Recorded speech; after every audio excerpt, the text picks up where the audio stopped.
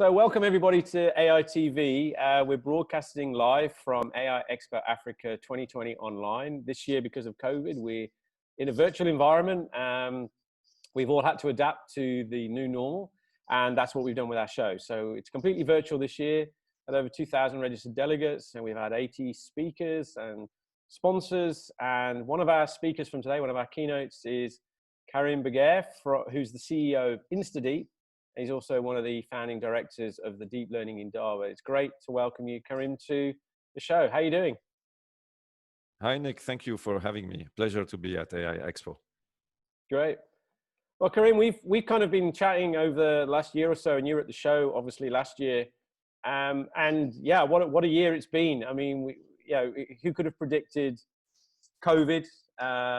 We were all gunning for a big event, just like you guys with the Deep Learning in Indaba.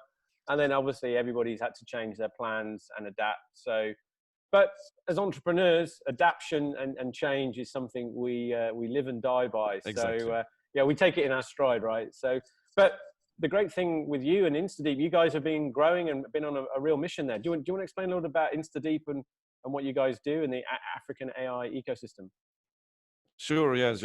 So as you mentioned, I'm the co-founder and CEO of InstaDeep, and I'm a member of the steering committee of Indaba. I'm not one of the founding members, but Okay. I've joined the steering committee. So yes, I mean, InstaDeep is one of the leading decision-making AI startups in the whole of EMEA region, so Europe, Middle East, and Africa.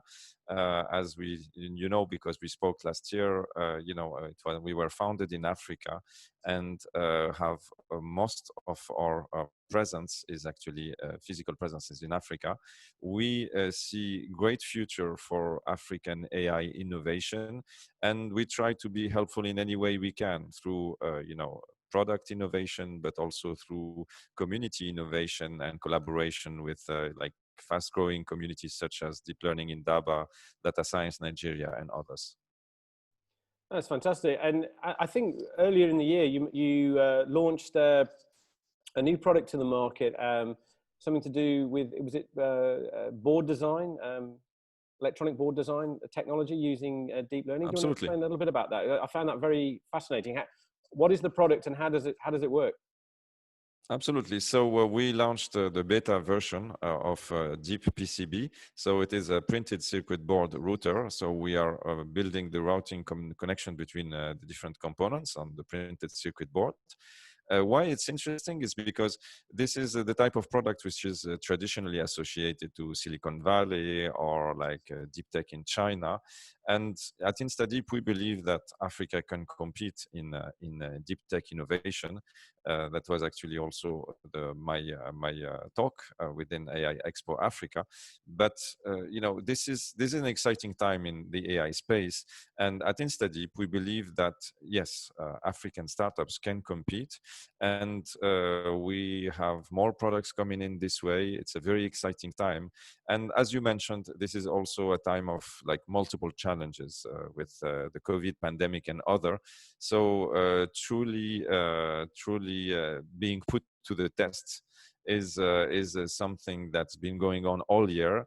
And I believe that as Africans, we know what it takes to adapt to changing circumstances and win. So I think that, overall the ecosystem in Africa is doing very well.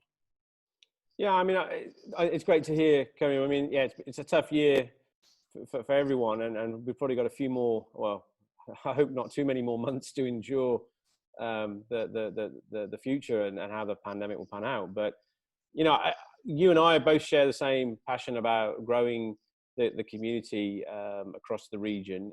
I still don't think people understand how big our continent is.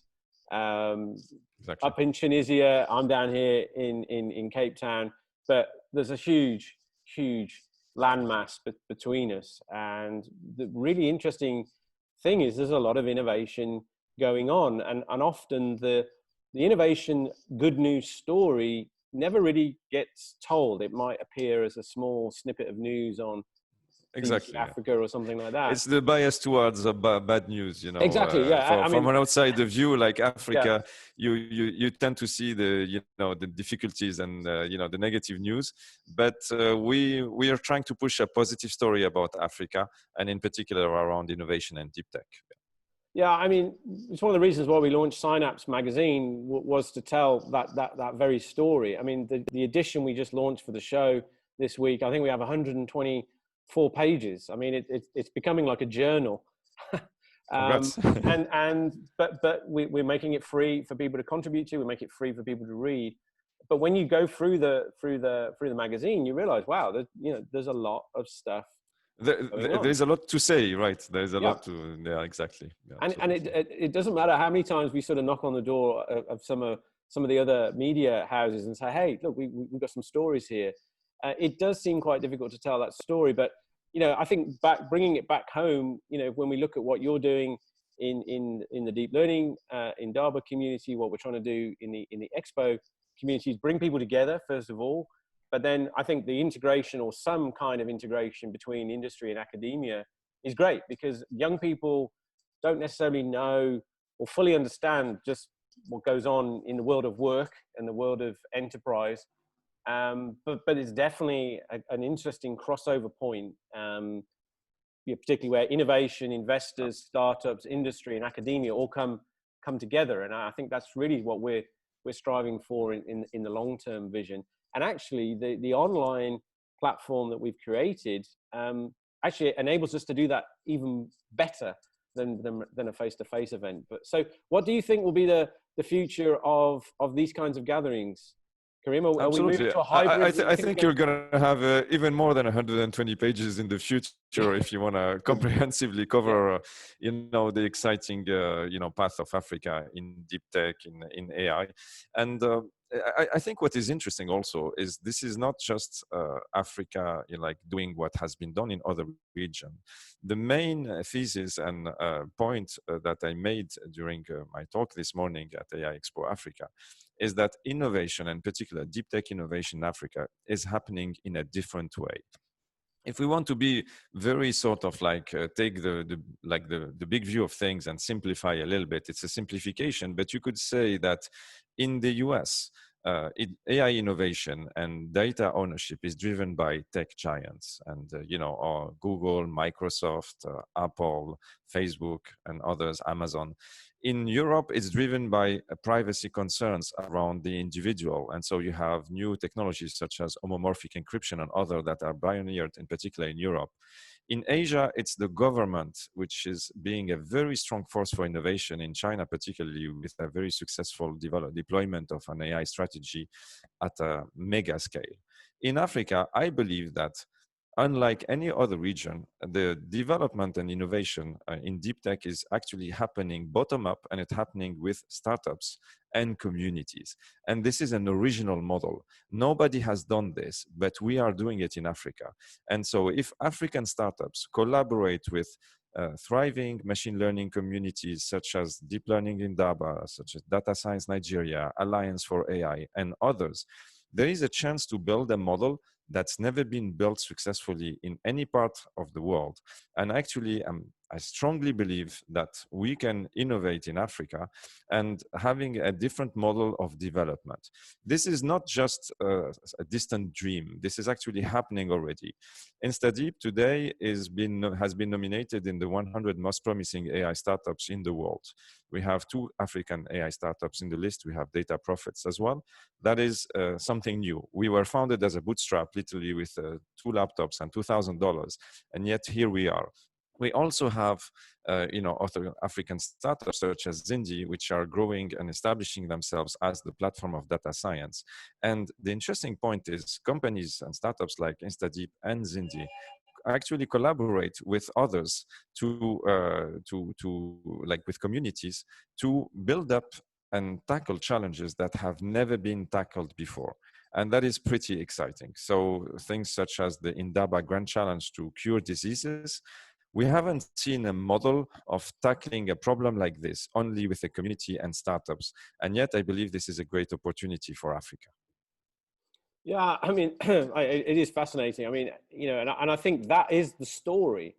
That is the story about what's going on in our region. I mean, this year we've been showcasing research from academia and entrepreneurs in our poster area, and that was sponsored by the French and Swiss embassy, and they had some industry partners in there, and they said, come up, show us some research that addresses this particular problem. We had a power one, we had a health one, and again, okay, we had about 34 posters. It's it's not thousands of posters or anything like that, but it's a way of getting people to think differently about, okay, we've got a problem here, how do we solve it?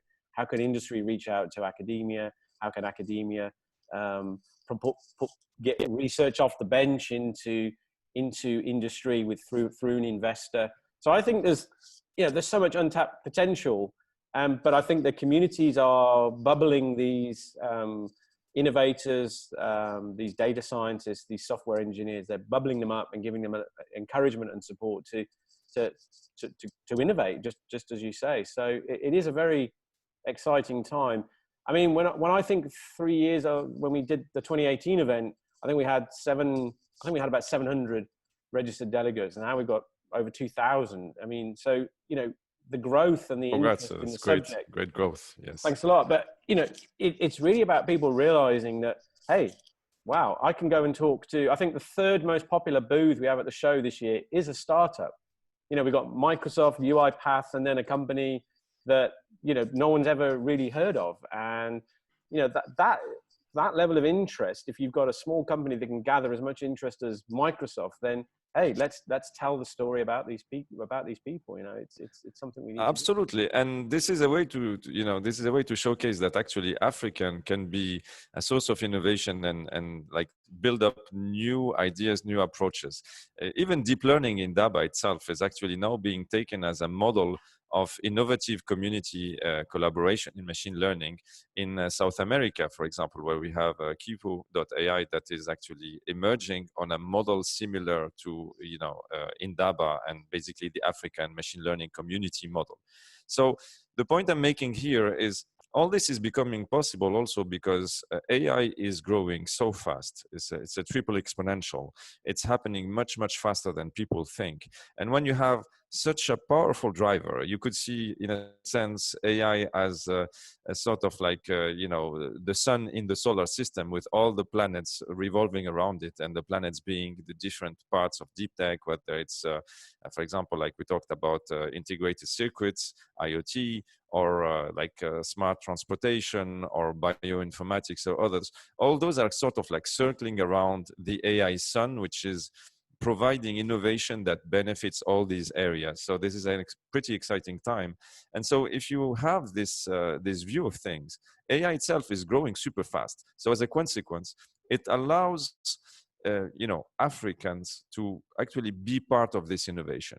Let's put it in another way. If things were completely rigid, you would not have a chance if you are not an established player in innovation. But that's not the case. Things are moving literally from 1 month to another with incredible exponential progress. And as a consequence, I do believe this is an exceptional chance for us Africans to be part of progress, be part of the future, not only be, having an economic success, but actually building up a new development model that has huge social implications and positive ones.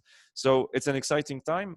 And with the kind of like bubbling experimentation that you've discussed, I think we're going to see a lot of interesting innovation coming from Africa. So can't wait to see what the future holds. And if we have that talk in a year, I'm sure a lot will have happened yet. Yeah, well, I think COVID's altered many of our plans for this year. But look, Karim, it's always a pleasure to talk to you, and it's inspiring people like you that some of the next generation of young entrepreneurs and academics are going to look up to. And actually feed off your energy and the energies of other communities and leaders around the region. And I want to thank you for your contribution today to the keynote, and I'm wishing you well with InstaDeep and your continued success. So thanks for joining us on AI TV today, Karim, and wishing you well for the rest of the year. Thanks a lot for having me, Nick, and hopefully talk soon. Keep up the good work. Thanks a lot.